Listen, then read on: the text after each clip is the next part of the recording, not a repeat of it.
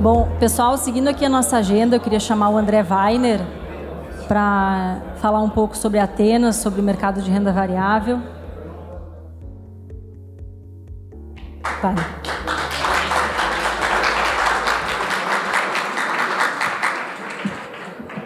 Obrigada.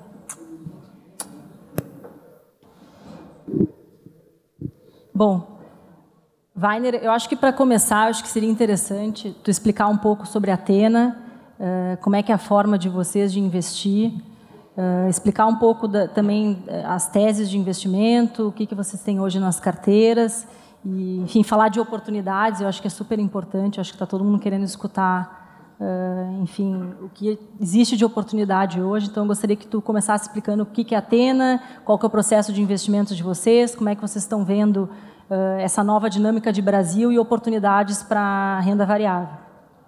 Tá bom. Bom, boa noite a todos. Queria agradecer a Carol e a Portofino pela oportunidade. Acho que a ideia vai ser um pouquinho mais trazer um approach diferente para investimento em ações. O Rogério e o Salute falaram muito sobre macroeconomia. Eu queria trazer uma ótica mais microeconômica das empresas, tá? Que é basicamente o que nós fazemos na Athena. Então, na Athena, nós procuramos investir em empresas que nós consideramos que a maior parte do resultado está da porta para dentro, um termo que a gente gosta de usar. Ou seja, eu acho que não existe empresa que você está num país de juros de 6 ou de 14, um país em recessão ou um país que cresce 3% ao ano. Nenhuma empresa é imune a isso, mas elas são sensíveis em magnitudes completamente diferentes. Tá? Então, encontrar essas empresas que são pouco sensíveis é o que a gente mais procura fazer. Eu vou tentar passar uma apresentação, Carol, bem rápida, só para mostrar o conceito, tá? E depois falar um pouquinho de oportunidade e ficar à disposição para as perguntas. Até, inclusive, quem quiser colocar perguntas pelo aplicativo, enfim, é só colocar a pergunta que a gente direciona aqui para o Weiner. Perfeito. Eu acho que, bom, primeiro falando da Athena, acho que eu já falei um pouco, só para apresentar um pouquinho do meu histórico, que eu não tive a oportunidade de me apresentar, de conhecer. Coincidentemente, a minha formação técnica foi no Pactual. Na verdade, eu jogo tênis competitivo desde muito novo. Fui jogar tênis fora e me formei em economia. Acabei voltando para o Brasil, entrando no Pactual, onde foi minha formação técnica como analista de ações, tá? Onde eu fiquei por 4 anos. Saí do Pactual para começar o segmento de renda variável na Gap, né, que o Salute e o Rogério, sem dúvida, conhecem bem. Que era uma asset muito tradicional no Brasil. Isso foi em 2004, mas era uma asset, uma gestora pura de renda fixa. Então, eu fui lá para começar o segmento de renda variável e saí depois de 5 anos, aproximadamente, para começar o braço de gestão de recursos da XP, né, que era uma corretora pura de varejo naquela época. Estava começando a se diversificar e eu fui para lá para começar o braço de gestão de recursos, que hoje eu diria que deve ter 20, 30 bilhões sobre patrimônio, alguma coisa nessa magnitude, e resolvi sair para tocar um projeto independente de uma gestora de ações. Tá? Então, o que nós fazemos na Athena é um mandato único e exclusivo, investir em ações brasileiras. Não porque nós achamos que é a única forma de se ganhar dinheiro, mas sim porque nós achamos que é onde há o diferencial. Então, acho que você ter um foco exclusivo, você ter uma especialização, acaba fazendo uma diferença grande. Tá? E esse é um dos nossos principais objetivos como estratégia. E outro ponto importante, né, além do tipo de empresa que nós procuramos investir, nós procuramos dar retorno real para o cliente em qualquer cenário. Tá? Mais à frente eu vou mostrar isso um pouco. Mas a gente não quer depender de quem vai ser o presidente do Brasil, quem vai ser o câmbio, qual vai ser o câmbio, perdão, ou se a bolsa vai subir ou vai cair. E isso é possível fazer. Só que para fazer isso você tem que ser fiel a escolher um tipo de empresa para investir. Que são essas que eu comentei anteriormente, que são menos sensíveis a cenário macro. Eu acho que deixa eu levantar, fica mais fácil. Eu acho que esse gráfico ilustra bem o perfil de empresa que a gente procura. A gente está aqui no Sul, então todo mundo conhece bem a Renner. O que é esse gráfico, gente? A linha dourada é o lucro por ação da Renner desde 2010. A lucro por ação simplesmente é o lucro isolando efeitos de dividendo, bonificação, split e por aí vai. Tá? Então podem ler como lucro da empresa. E a linha verde é o preço da ação da Renner no mercado. Tá?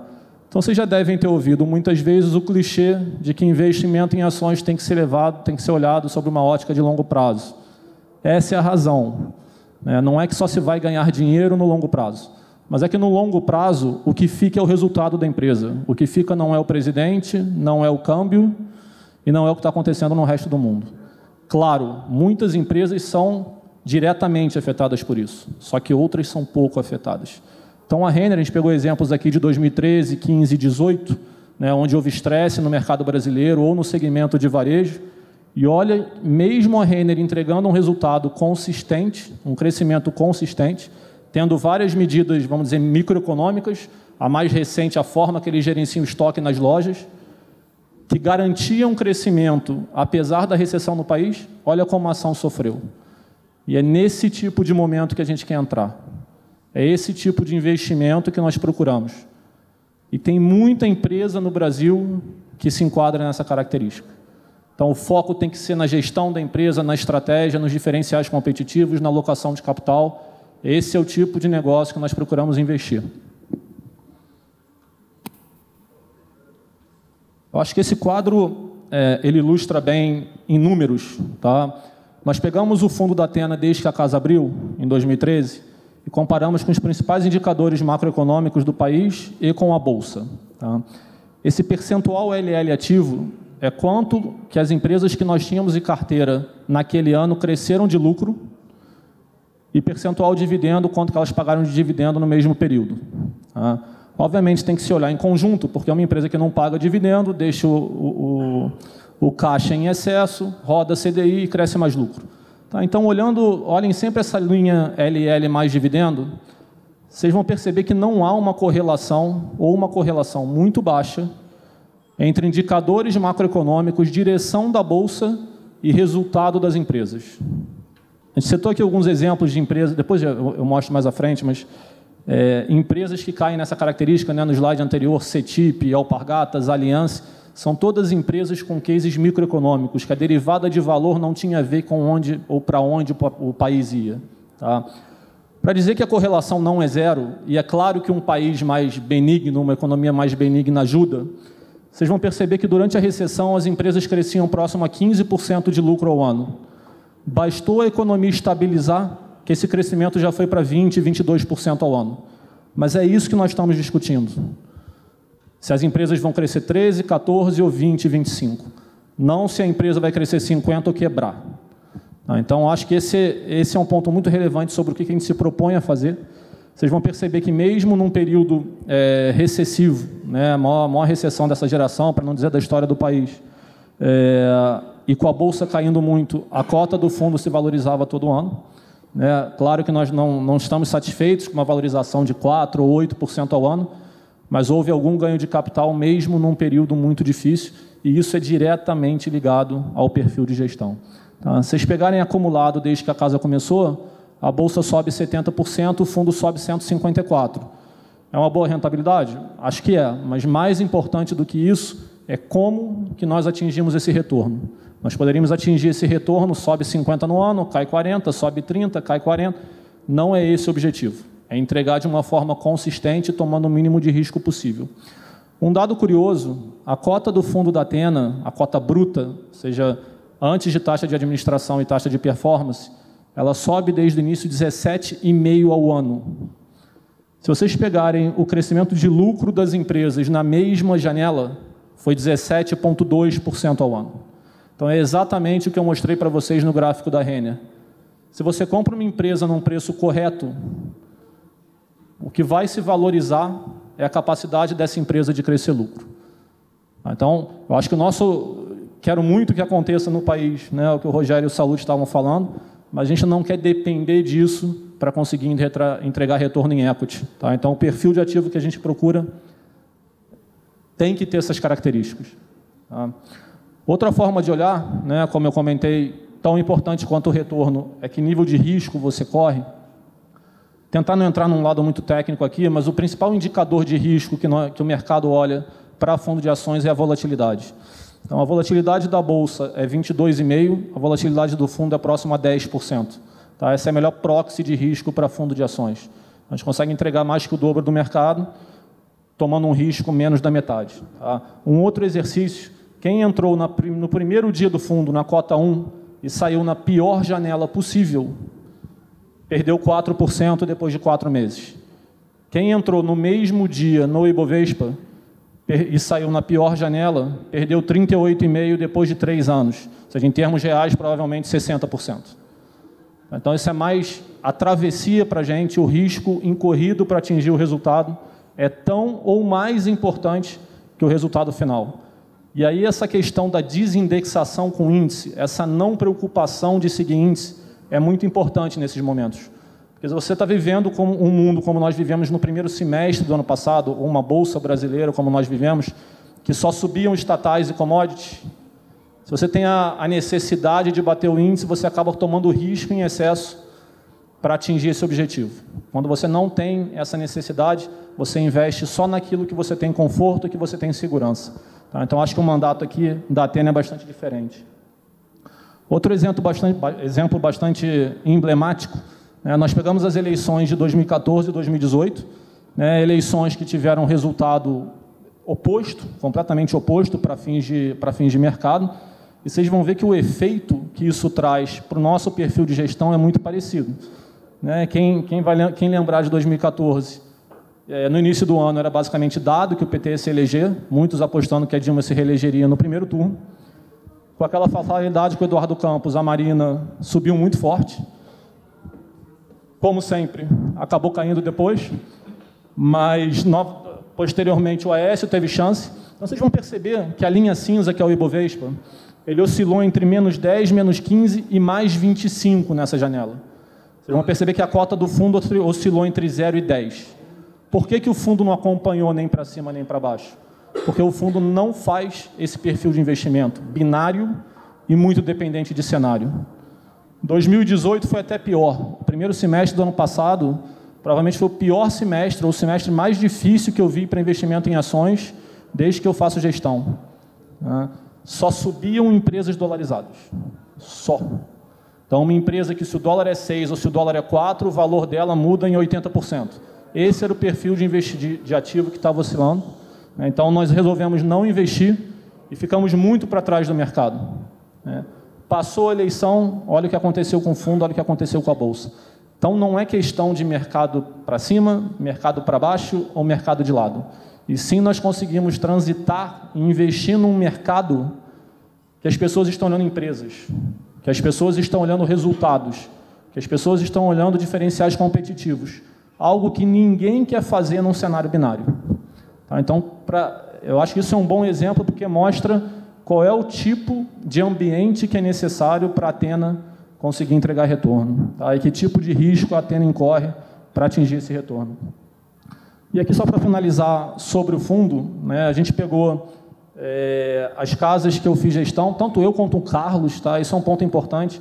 Os dois principais sócios da Athena já trabalham juntos há 15 anos, então a Athena não foi uma casa, ainda que só tenha 5 anos e meio de vida, não é uma casa que juntou algumas pessoas de mercado e começou do zero. Tá? Os dois principais sócios já trabalham juntos há 15 anos.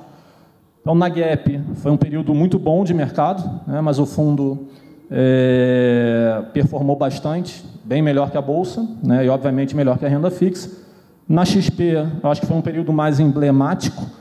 Eu entrei na XP em julho de 2008, a Lehman Brothers quebrou 3 ou 4 meses depois, né, então aquele desespero de circuit break, atrás de circuit break em 2008.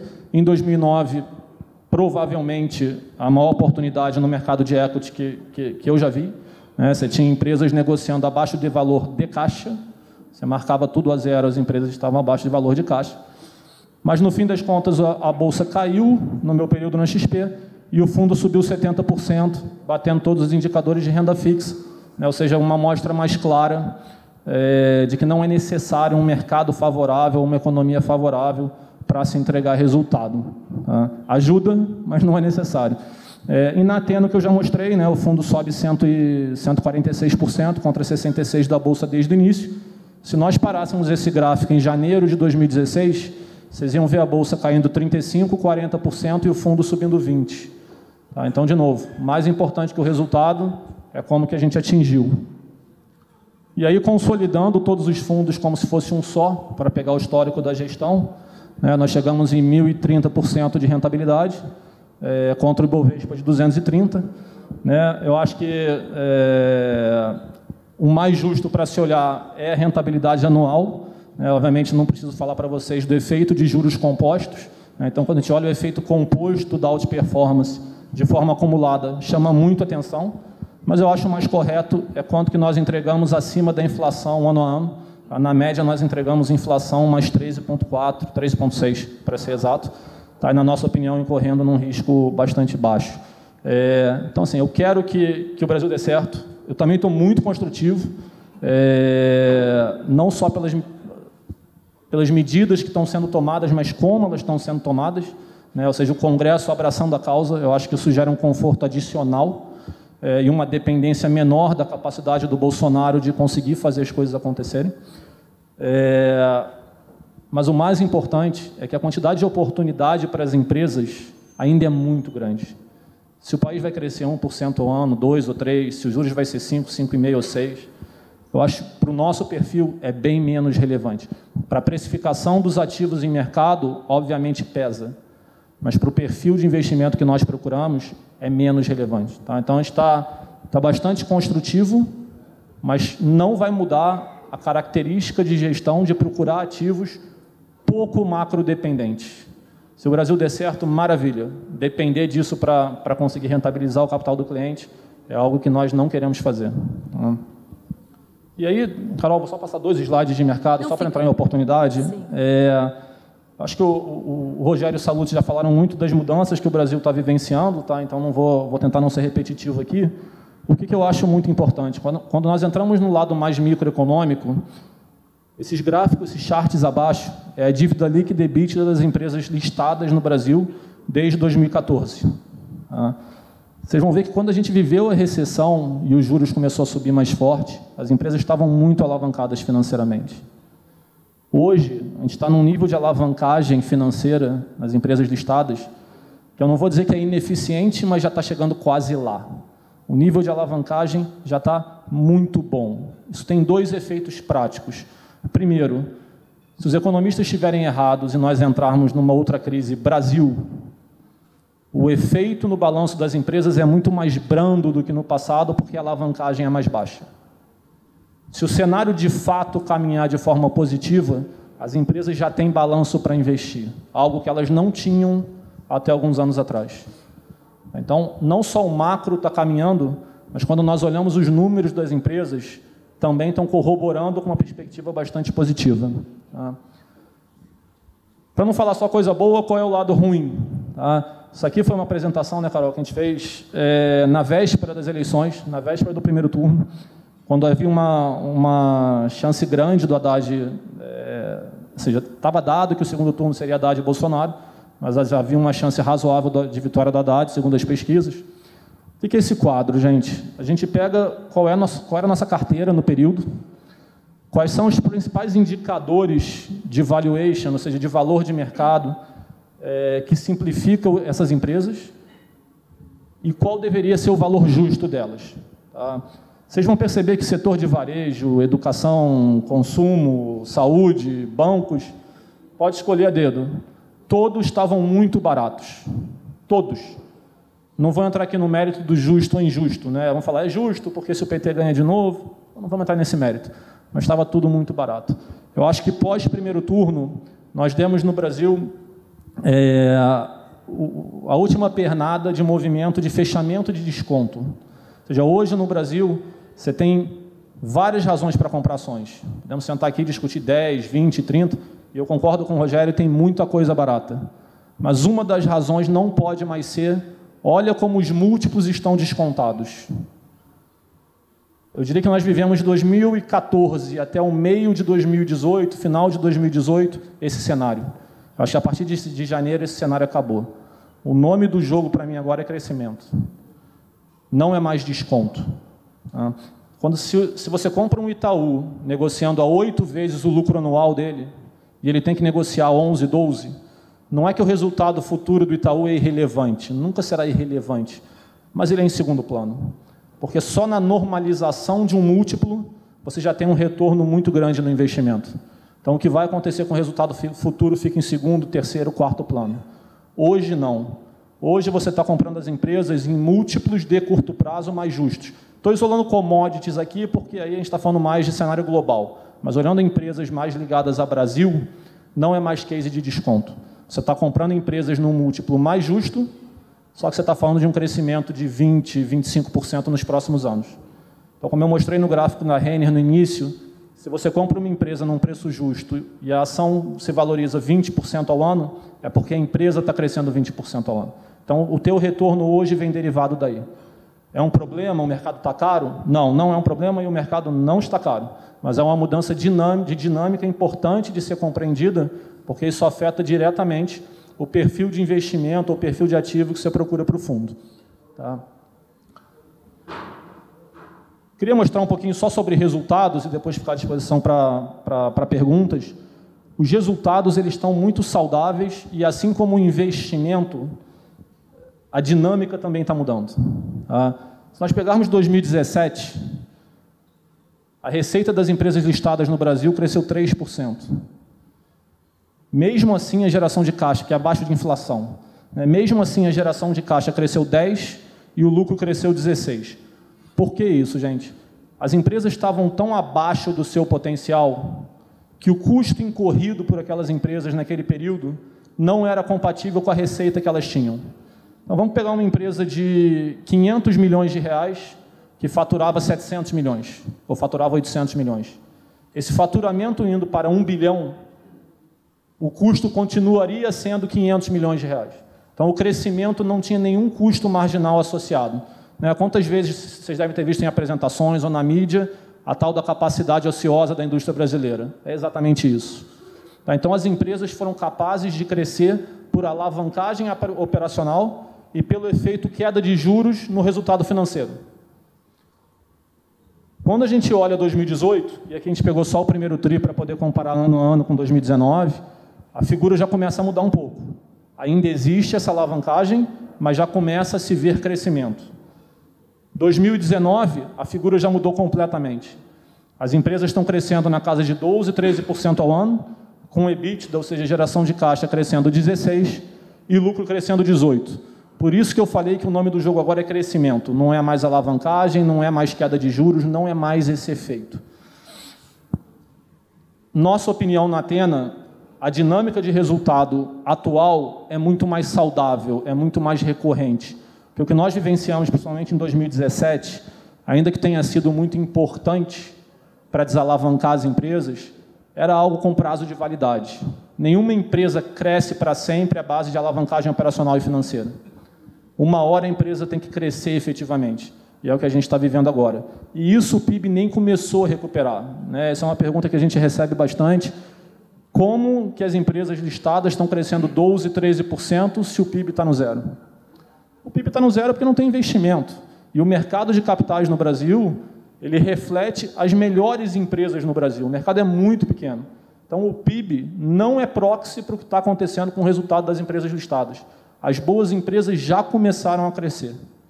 Então, a qualidade dos números está melhorando muito. Então, assim, nós estamos... Carol perguntou da carteira, vou só deixar a carteira aqui, caso vocês queiram fazer alguma pergunta específica.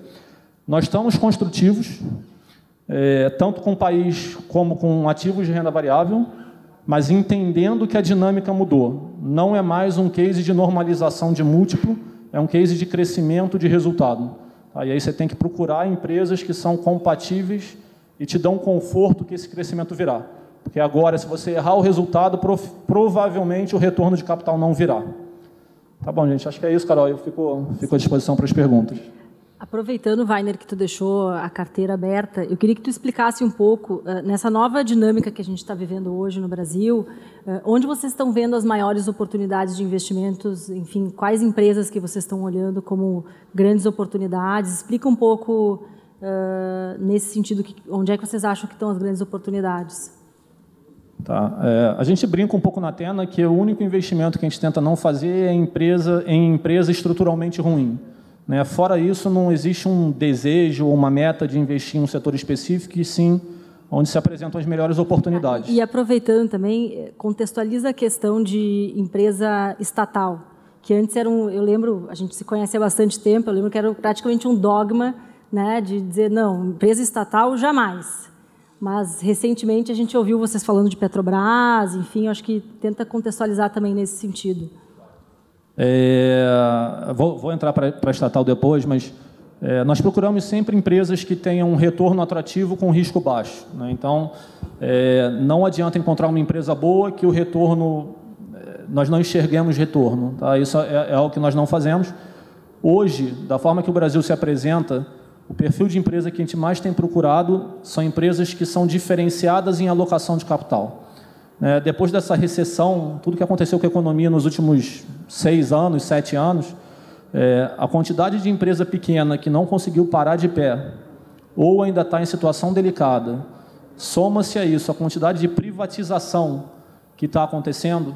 Eu acho que as empresas que têm capital em excesso e uma estratégia boa de crescimento via fusões pode se diferenciar muito, né? A Aliança é um caso, a Apvida é um caso.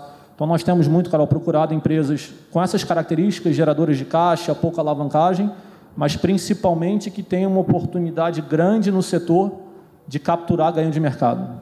Tá? Acho que essa é uma dinâmica que vai acontecer pelos próximos vários anos ainda.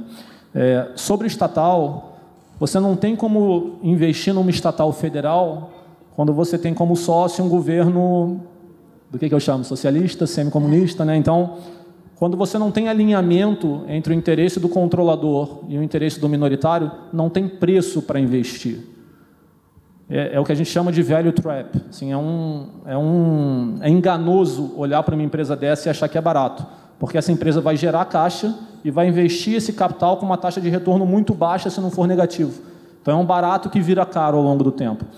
Hoje, nós temos no Brasil, até pelas circunstâncias, né, pela situação que o país se encontra ou se encontrava, um alinhamento maior entre governo e minoritários de empresas estatais. Então, eu diria que as estatais hoje elas são investíveis, elas são elegíveis a investimento. Hoje, nós não temos nenhuma no fundo, mas já fomos acionistas. Vocês estão olhando alguma especificamente? A gente está gastando um tempo em Banco do Brasil, mas assim, não é um investimento hoje. Mas a estatal, ela sempre vai ser estatal. Claro que estatal num governo de esquerda, de direita ou de centro é diferente, os riscos são distintos, mas nunca é o mesmo alinhamento controlador e minoritário.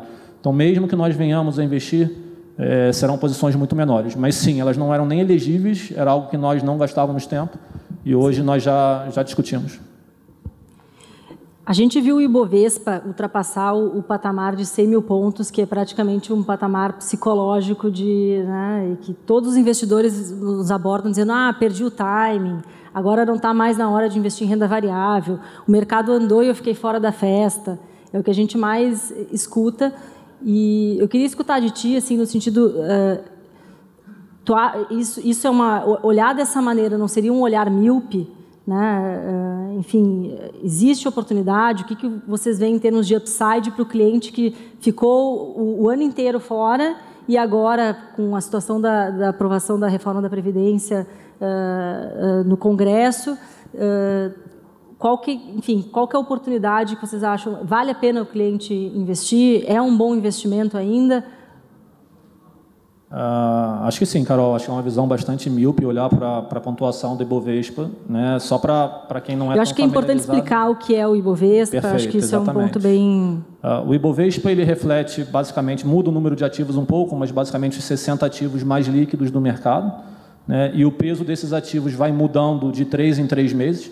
Então a própria composição do Ibovespa, só por ela ser mutável, ela já não quer dizer muita coisa. Hoje o setor bancário ele representa mais ou menos 25% do Bovespa, somar Petrobras e Vale somadas provavelmente mais 15%, né? Então você está falando de 40%, joga mais Ambev, que tem 6%, 7% do índice, você está falando de dois setores e mais uma empresa concentrando basicamente metade do índice Bovespa, tá? Então, seja para o bem, seja para o mal, não acho que o índice Bovespa é proxy, não acho que deveria ser olhado assim. E eu acho que a alta que teve, ou queda que teve, sinceramente, eu acho irrelevante. Se vocês me perguntassem a que preço nós compramos cada um dos ativos que nós temos em carteira, eu sinceramente não tenho a menor ideia. Eu acho que só isso só gera uma influência negativa na capacidade de decidir se é hora de aumentar ou hora de vender. Tem que se olhar para frente. Então, a nossa preocupação é o retorno para frente. Hoje, na nossa carteira, nós enxergamos um retorno próximo a 11% real, ou seja, se as empresas que nós temos em carteira entregarem os números que nós projetamos e forem precificadas como nós achamos correto, nós estamos falando de mais ou menos 11% real de retorno, com um risco, na nossa opinião, razoavelmente baixo para o mercado de equity. Então, a gente ainda enxerga retorno, acha que tem muito potencial em algumas empresas. O nível de perda de receita, de mercado, que alguns setores vivenciaram na economia nos últimos anos, a gente está no início da recuperação, então é até difícil medir onde pode parar. Então, acho que tem muita oportunidade, Carol. Eu acho que o que tem que se manter em mente é a mudança de dinâmica. Não estamos mais comprando empresas que estavam precificadas muito abaixo do múltiplo justo. A gente está agora pagando pelo crescimento que essas empresas podem ter. Deixa eu ver aqui outra. Bom, com o término de fontes de captação como o BNDES, por exemplo, na sua opinião, o mercado de capitais, enfim, pode ser agora uma alternativa de captação? A gente vai viver um ambiente aí de mais IPOs e aí mais oportunidades de investimentos nessa linha? Sem dúvida. Acho que esse movimento, ele... Porque até agora a gente não viu o mercado tão aquecido nesse sentido, né? Em termos de IPO, pouquíssima coisa. Tem começado esse movimento, tem aumentado. A Salute pode até falar melhor do que eu sobre isso, mas eu acho que não tem como não ser assim, né? O percentual de empresas na Bolsa Brasileira, desculpa o termo, mas é absolutamente ridículo ainda, mesmo quando você olha países mais similares ao Brasil, o nível de penetração no mercado de capitais é muito baixo. Acho que é um caminho normal, né? Principalmente acabando com crédito subsidiado. Infelizmente, tem havido um movimento de empresas brasileiras, principalmente voltadas para a tecnologia, de estar lá fora, né? Então, é algo que a Bolsa Brasileira vai ter que trabalhar, mas eu acho que é um caminho sem volta. Eu acho que esse aumento de empresas no mercado brasileiro é uma tendência. O volume da Bolsa tem aumentado de forma exponencial nos últimos vários meses.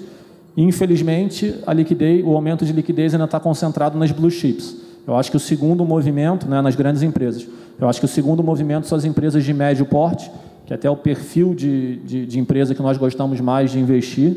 É um trabalho mais micro, é um trabalho que você consegue estar próximo dos executivos da empresa. Eu acho que o próximo movimento é o aumento de liquidez nessa classe de ativo.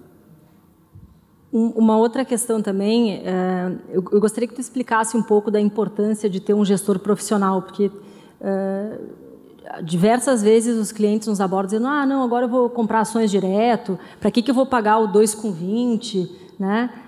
Eu queria que tu explicasse um pouco, eu acho que, claro, tem uma questão, inclusive, tributária nesse sentido, né, de eficiência, de tu deixar o recurso dentro de um fundo versus tu aplicar direto, ter que ficar recolhendo DARF todo mês. Eu queria que tu explicasse um pouco, enfim, a vantagem de investir através de um profissional. Eu acho que nesse ambiente também atual que a gente vive, cada vez mais se torna importante tu ter um profissional à frente dos investimentos. Eu queria que tu explicasse um pouco, trazendo para o lado de renda variável. Claro. Bom, o ganho tributário, para quem não conhece, que a Carol mencionou, em fundos de ações só se paga imposto de renda no resgate. Então, a valorização do capital ela é composta até lá, né? Isso faz uma diferença matemática muito grande. E a questão do gestor, eu poderia dar vários exemplos, né? Acho que vamos pegar até um exemplo fora do Brasil. Qual era, talvez, a maior proxy de risco zero ou de baixo risco até 2008? Eu quero investir, mas eu não quero tomar risco. Qual era? Bonde da GM? Bonde da Ford? Em 2008, 2007, é isso que a gente ouvia, né? Então, eu acho que se no mundo as coisas mudam rápido, imagina no Brasil, né? A quantidade de setor regulado que a gente tem, as empresas estão mudando o capital humano o tempo todo, né? Empresas que pareciam excepcionais há 5, 6 anos atrás, hoje ninguém quer ouvir falar. Então, eu acho que ter um gestor acompanhando, seja a Athena, seja qualquer gestor especializado, é de suma importância. Eu acho que não pode confundir investimento de longo prazo com eu vou comprar e vou esquecer essa empresa.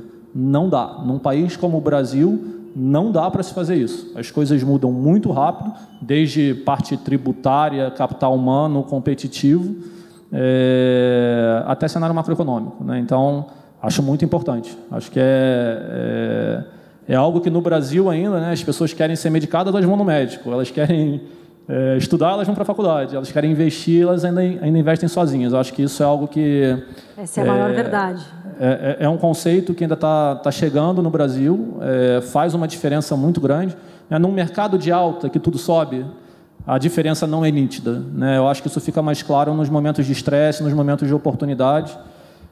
A gente, em 2016, fez algumas palestras dizendo que a gente achava a maior oportunidade desde 2008. Mas ninguém queria ouvir. Eu acho que você tem uma pessoa deixando a emoção de lado e conseguindo olhar investimento de uma forma profissional é muito importante, principalmente nesses momentos mais difíceis. Sim. Agora, falando um pouco sobre a parte de fluxo. A gente tem acompanhado que a alta da Bolsa tem sido muito baseada em recurso local, né? Se não me falha a memória, a gente está com mais ou menos um saldo negativo líquido de 4 bi. Na tua opinião, por que o gringo não veio? Ele não vai vir nunca? Né? O Rogério, hoje a gente estava falando sobre isso, e falou, não vai vir nunca. Então, eu queria saber, na tua opinião, o que falta, se esse vai ser um movimento. Também a gente acompanha que fundo de pensão também não tem entrado nos pesos necessários, enfim. Então, e também isso como uma eventual oportunidade de valorização, dado que essas pessoas ficaram de fora, né? Eu acho assim, Carol, o investidor estrangeiro, eu acho que ele acabou sendo... Todo investimento que ele fez num país de troca de governo e com uma agenda pró-mercado, fez esse investimento antes das mudanças virem, ele não se deu bem, né? Eu acho que o exemplo mais recente é a Argentina. Então, eu acho que existe muito desse trauma, a gente ouviu muito isso de investidor estrangeiro. Então, eu acho que as mudanças vindo de fato, né, como basicamente aprovado, agora vai para o Senado a reforma da Previdência, depois a reforma tributária, as coisas acontecendo no Brasil, eu acho que é natural que o investidor estrangeiro fique mais confortável. Eu acho que hoje ele tem a característica de não mais, vamos dizer assim, pagar para ver, e sim esperar as coisas evoluírem. O resto, eu acho que é um movimento que já começou, mas ainda é incipiente, né? É claro que a posição técnica do mercado brasileiro, ela não é hoje tão favorável quanto era há 8 meses atrás, há 7 meses atrás, de forma alguma. Os fundos de pensão já estão mais alocados, os fundos multimercado, né? O Rogério estava falando sobre isso, todos têm investido cada vez mais em olhar o mercado acionário Brasil. A SPX já faz há muito tempo, mas outros que não tinham equipe dedicada estão investindo nisso. Então, é uma tendência que, para mim, vai continuar, mas é um movimento que já começou. E pessoa física vem crescendo muito, mas é o começo. As pessoas só estão sentindo agora que o dinheiro não rende, né? O número de CPF, até um ano atrás, o número de CPFs na Bolsa Brasileira, depois de quantos anos de Bolsa, era 500, 600 mil CPFs. Eu acho que desde que eu entrei no mercado, ele permanece 500 mil. Pois Bitcoin, quando foi lançado, em sei lá quantos meses, tinha 3 milhões de pessoas. Então, assim, eu acho que é uma cultura que tem que descer. Eu acho que as pessoas não deveriam olhar investimento em renda variável pelas razões erradas. Agora os juros caiu, a economia vai, vou investir. Elas deveriam investir sob o conceito de que existem empresas excepcionais e que alocam o capital muito acima do custo de oportunidade, que é o CDI. E eu acho que isso naturalmente vai acontecer. A gente precisa ter um país um pouco mais estável, né? Eu acho que quantas vezes o Brasil parecia que ia, mas não foi, né? Então, eu acho que 1 ano, 2 anos, 3 anos de estabilidade, né? Mais do que as coisas avançarem, ser um país menos volátil, eu acho que naturalmente esse movimento vai acontecer de forma mais emblemática. Bom, só para a gente terminar, então, eu queria que tu explicasse para a gente quais são as tuas maiores posições hoje e rapidamente, só para tá todo mundo ansioso para saber. Tá bom. Acho que vou falar das duas principais, depois a gente pode entrar na terceira. A nossa maior posição hoje é CESP, né? A maior geradora de energia do país, era a empresa do governo de São Paulo, foi privatizada, foi comprada pelo Grupo Votorantim, que a maioria de nós, inclusive pessoal de mercado, conhece mais pela antiga VCP de celulose e pela Votorantim Cimentos, mas a Votorantim é uma potência no mercado de energia, já investe há muito tempo.